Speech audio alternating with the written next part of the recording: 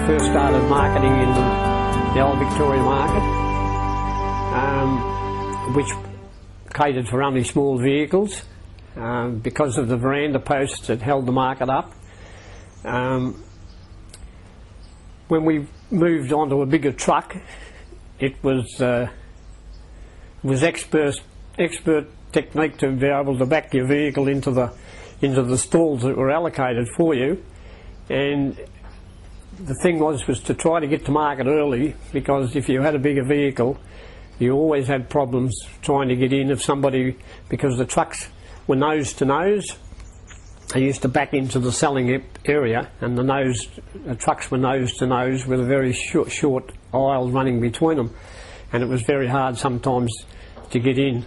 Sometimes we used to have to carry a couple of blocks of wood, because the selling area was stepped up, and the trucks used to back into the bluestone stepping there, and you couldn't go any further.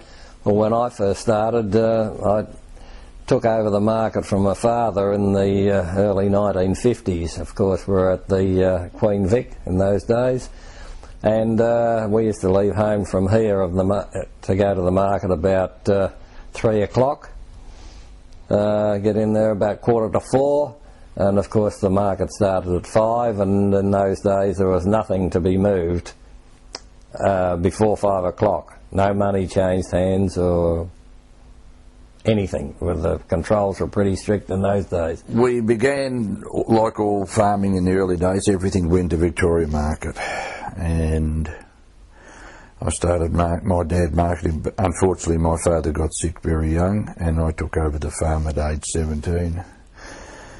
I started marketing then, so you learn hard and learn fast, so which was very interesting. We exclusively grew for market, and then we had a bad time. Marketing was a bit glutted in 1960-61. I thought to myself,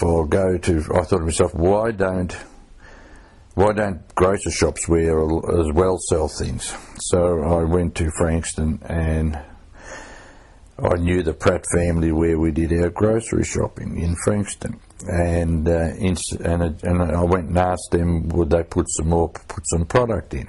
I thought if I can sell handy there it'll be better. And they laughed at me and said, no, I don't know whether we'd have to make space. And it was the Pratt family in Frankston, that was their grocery shop. And from young Bill Pratt at the time said to his father didn't want to, and young Bill Pratt said, this isn't done. He said, I want to try it. So he said, we'll just have a couple of shelves up the back of the shop.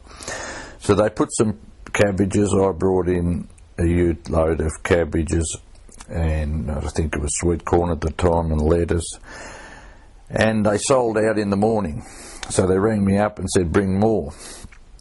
Well, that began a 3-year relationship there, or 2-year relationship doing that, and it just grew and grew.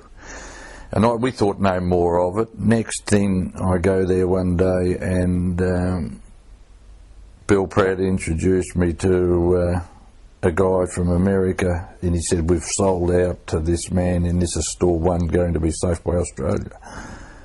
And I said, I suppose you won't want us anymore if you're going to be the biggest stores. And he said, no, we're just starting. So, that was it, and it was interesting. We still supply them to this day. Our whole business would be 99% hooked around or supplying Woolworths. Now it's Woolworths, Safeways in the beginning, and now Woolworths Australia, and we've had a successful relationship. It's been mutually beneficial to both of us. I was always in a market with my father or uncle in the early days as a kid, but then in 1957 I started on my own in the going to market for the family business in the old Vic market. That was a market that a lot of people today didn't see it, and probably wasn't enough record of it. If only we could have videoed our markets in those days. There was photographs around, but to see the action of the old Vic market was something which you had to see to believe, because it was a congested market. and it was technically a horse and cart market. It started as, and become trucks were parked in there. There was a nightmare to get the trucks parked in there, but we did it. We worked around it, but everything was sold off the truck. There was nothing palletised or like we know today, and it was all hand packed on the trucks and hand unloaded off the trucks. And the greengrocers would come there with their hand trolleys, and it was so congested they couldn't get up and down the laneways to move. But it was a sight to see. If only we could have video, as I said. But it created a market, because I always strongly even believe that a congested market is a market. As far as selling the produce is concerned, Henry Mounsey used to go to the Queen Victoria market to sell his celery. He became quite popular there with his quality celery. He used to grow South Australian celery in Victoria. It was quite an issue those days. He was the first one to do that on a big scale, really. So when I started growing celery, I also was going to the Queen Victoria market. My stand was in N Shed number 21. I remember that quite clearly.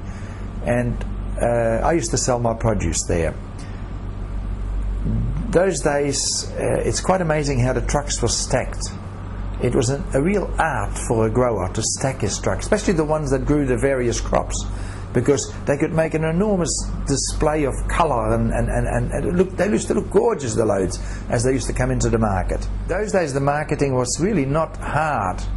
It was not all that difficult for me to break into a market because there were so many buyers in the old Victoria market.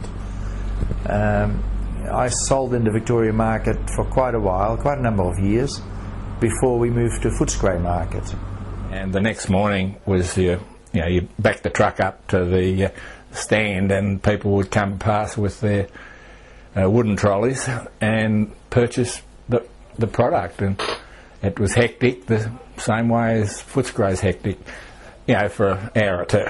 And as a school boy, like my brothers, I used to go into the market with my father and help him on school holidays and things like that. So I knew a fair bit about the old market, and most of that was during the Second World War, because I was born in 33, the Second World War started in 39, and so I was at the age 6 to 8 years old when I started going to the markets.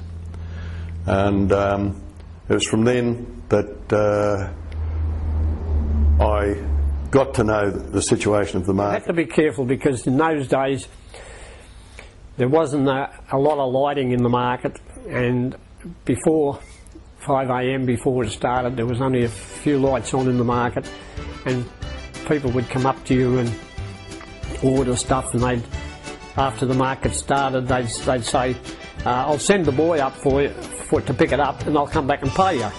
And they'd say, oh yeah, I know him.